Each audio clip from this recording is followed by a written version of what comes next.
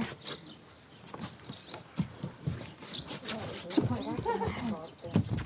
I'm not jumping. I'm not like jumping. I'm breathing.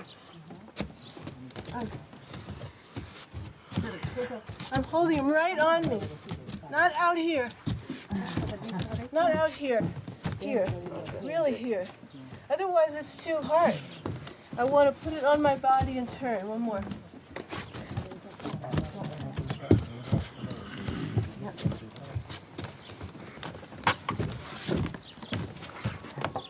Tension masks, covers sensation.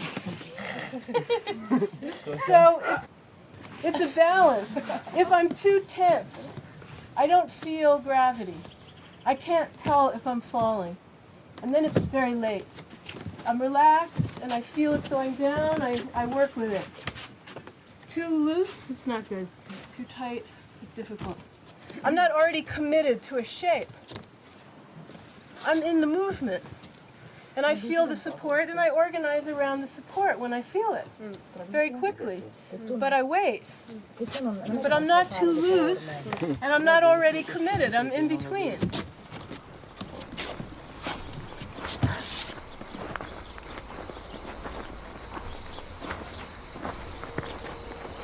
In other dance choreographies, it looks like people are touching, or they're touching, it looks like they're leaning or they're balanced together, but in fact they don't really need each other. If the other one goes, nothing happens. But in this case, if you fall, you will be caught. There's going to be a relationship.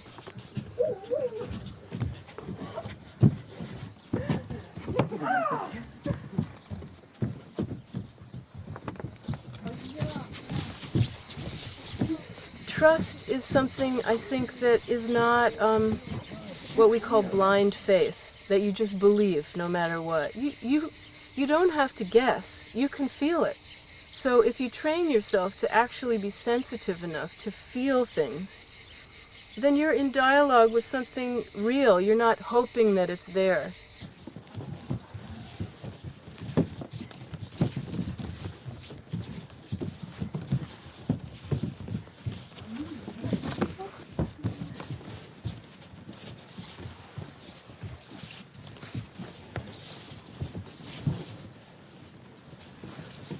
I think part of the power of the work as well is just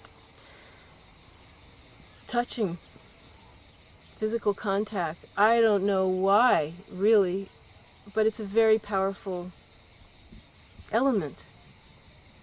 I mean, there are many studies about babies who are touched and not touched and how it affects development, physical development, mental development, emotional. But I think that that's part of what brings people back and makes them feel healthy and alive and balanced and satisfied when they're doing contact.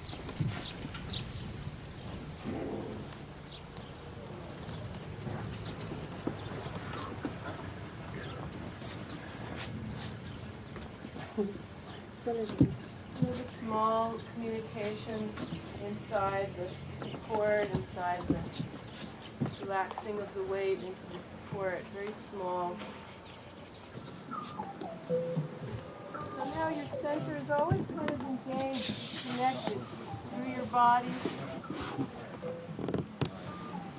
Soften it and follow the touch. Follow the touch back into the body. In our cultures, touch was related to either intimacy or like social intimacy or violence, like sexuality or violence. And to have a language that was a physical language that was touch-based, that was neither of those extremes necessarily. It wasn't a social form and it wasn't about fighting. It was about talking to each other about different things. That was pretty new. I think that's new, or was new, and continues to be attractive to people for a lot of different reasons.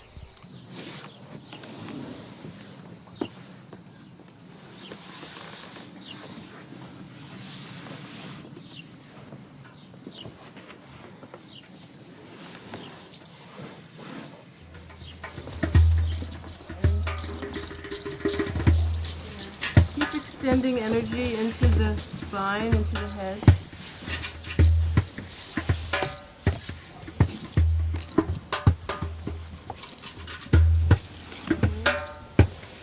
Listening with your whole spine.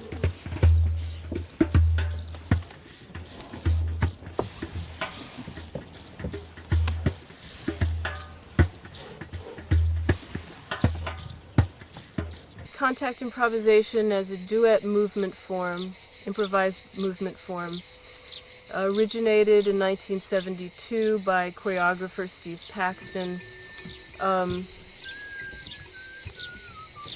based on the communication between two or more moving bodies that are in physical contact and their combined relationship to the physical laws governing their motion.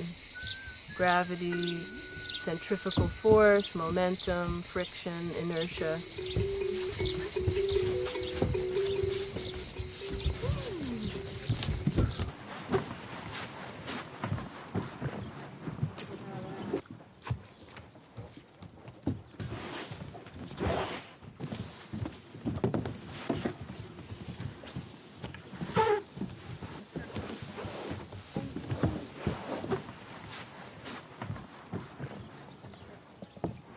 I'm imagining her sacrum and behind her pelvis, where it's already on the floor.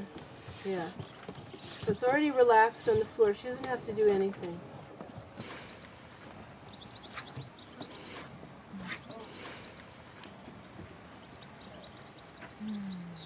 And I lift my head so I don't go shooting too far that way. Drop me down, way far away. Counterbalance. Reach your feet early. Ride them up to the center. Way far away. Fall way backwards. Woo! Okay. I do again. Yes.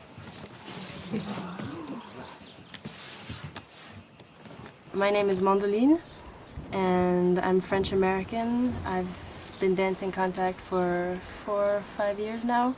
I was in the US for 3 years dancing, and I've just moved back to France 10 months ago. I'm living in Montpellier in the south. So I've been dancing with Nancy for 4 years. I was very excited in coming to a continuing workshop because you bump into people that you haven't danced with for 2 or 3 years, and maybe you've lost touch with some, but you come with your questions and how you've been evolving in your dance or your life, and meet again. And often it's interesting how what coincidences happen. People are asking similar questions or not, and this has been a wonderful group to work with in particular.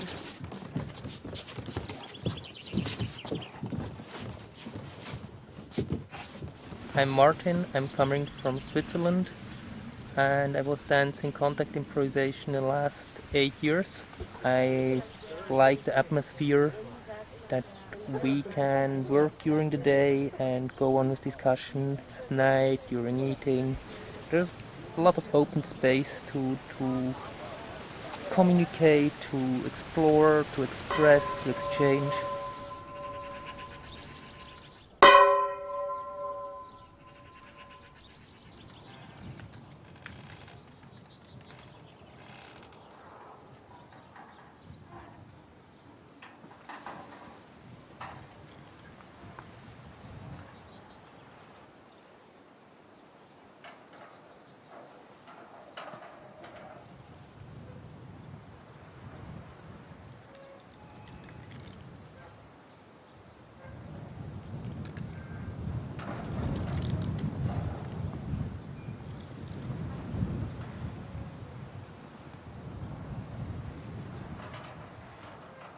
My name is Jennifer, and I'm from San Francisco, California, and this will be my 5th time studying with Nancy at a like an intensive workshop.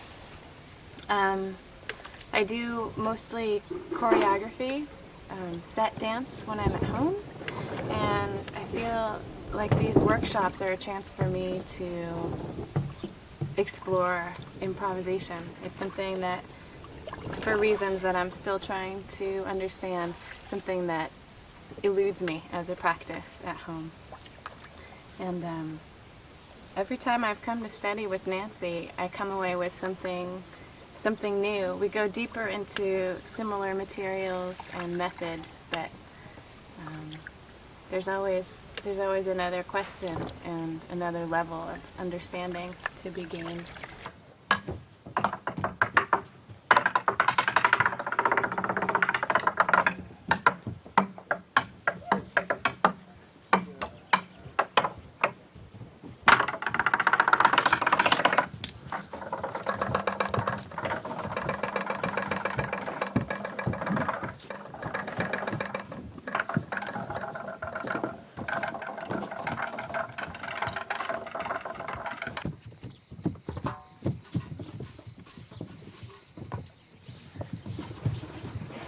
Whole body is connected to yourself, to the wind, to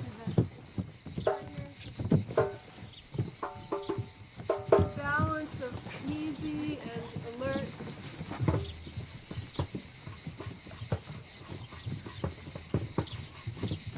Get your rhythm, maybe change the length of your step, height, speed, even try it going backwards. It was about 3 years into the contact improvisation work, and we had been to California and a few places to show contact improvisation, and we had been hearing that some people were inspired from watching and started to just practice, and there were some injuries.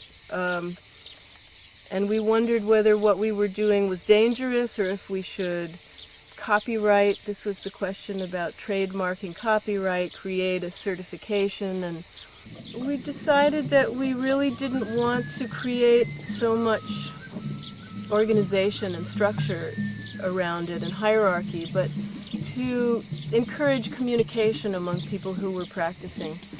And Steve was very involved in and interested in talking about ideas and in bringing language to the work, but not making a definition in that sense. So people were free to experiment with how to describe what it was, and everybody who started teaching would make another definition. So between all the definitions started to make sense of a work.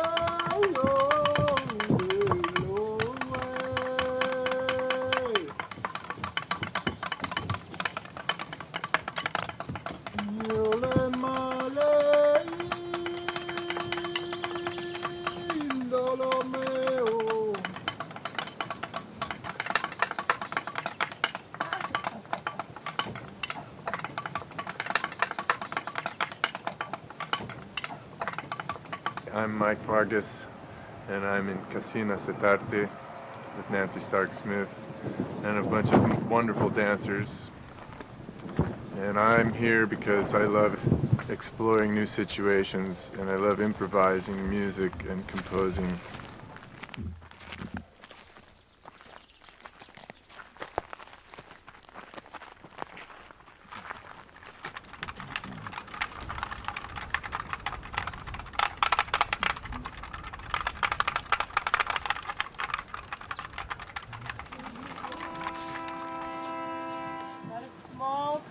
sensations adding up to the bigger.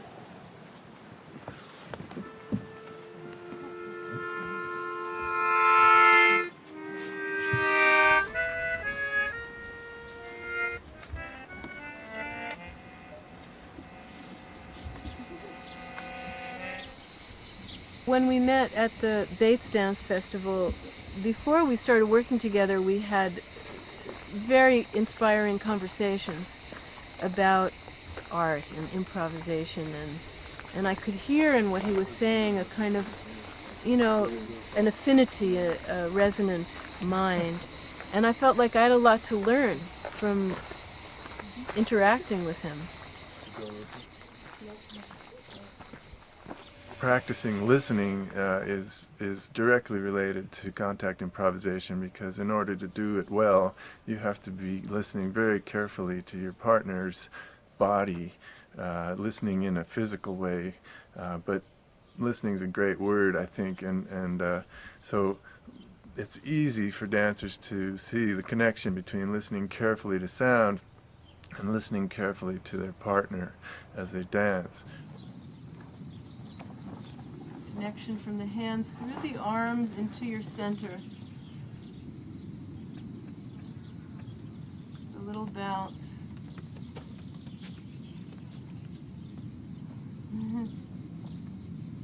Come up through zero again. When you're at zero, feel your feet, feel your own structure. Feel the slack in the arms, and then open behind.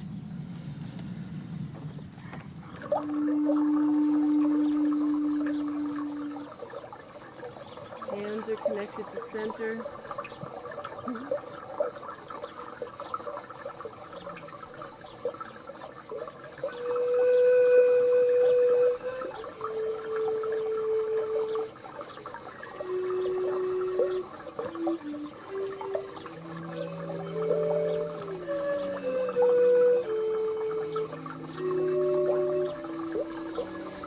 For most all of my working with contact, I did not work with music. And one of the reasons was really just this sense that the rhythm and the musicality of the dialogue between the two bodies is very complex and is very particular, and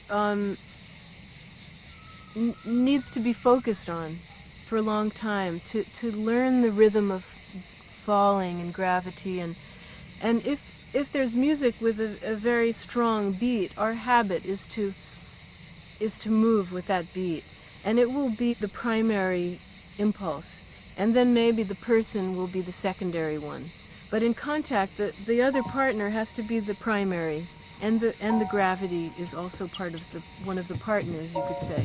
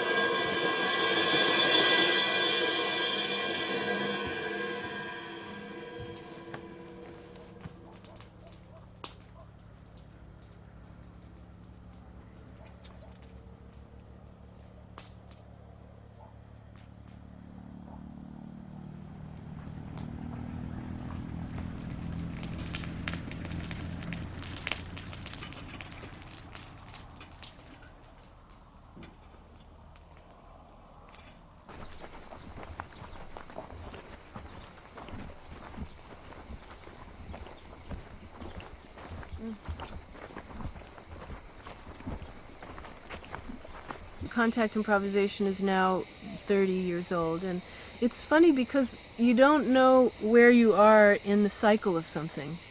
You know, like maybe this is near the end of contact improvisation. I don't think so, but maybe it is. Maybe it's really the beginning, the early years, and like in 100 years they're going to call this whole part the beginning. Or maybe we're in the middle and you don't know.